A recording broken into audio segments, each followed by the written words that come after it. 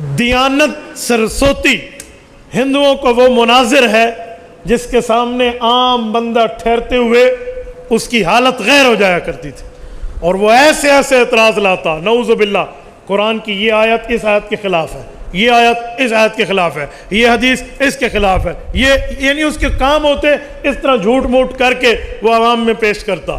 اس نے ایک مرتبہ 11 اعتراضات کیے اور پورے متحدہ ہندوستان میں اس نے چیلنج کیا۔ متحدہ ہندوستان کتنا تھا؟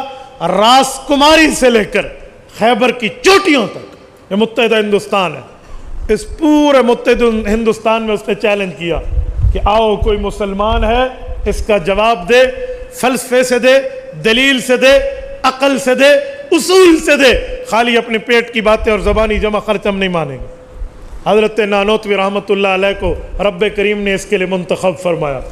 حضرت نانوتوی نے اس کو جو جواب دیا ہے، انتصار الاسلام میں اس کے 10 اعتراضوں کے جواب دیے۔ آپ انتصار الاسلام دیکھ لینا، آپ کو مجموعہ رسائل قاسمیہ میں مل جائے گا۔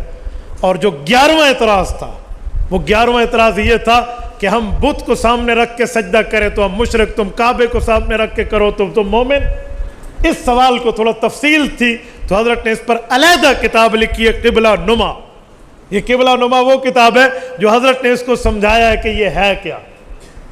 یہ جو اعتراض کرتے ہیں نا کہ آپ اس کے سامنے، پھر حضرت نے اس کو حل کیا ہے۔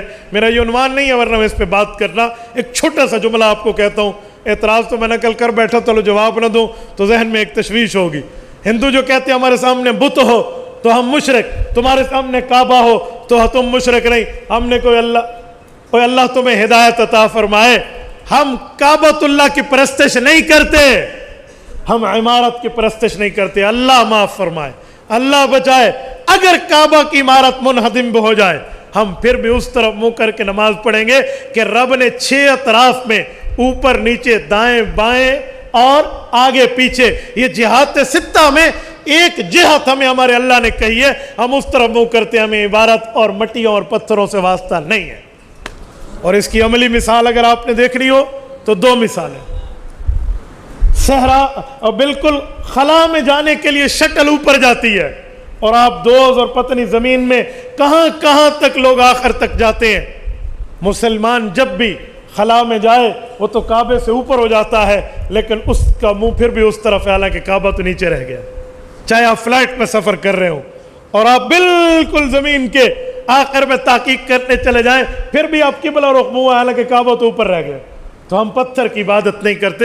یہ تو میں نے ایک بات کی ہے، آپ قبلہ نما کو پڑھیے، آپ کو انگلیوں پہ حضرت نانوتوی سے اعتراضات کو یوں اڑاتے نظر آئیں گے جیسے چٹیل میدان میں فٹ بال کو کک لگائی جاتی ہے۔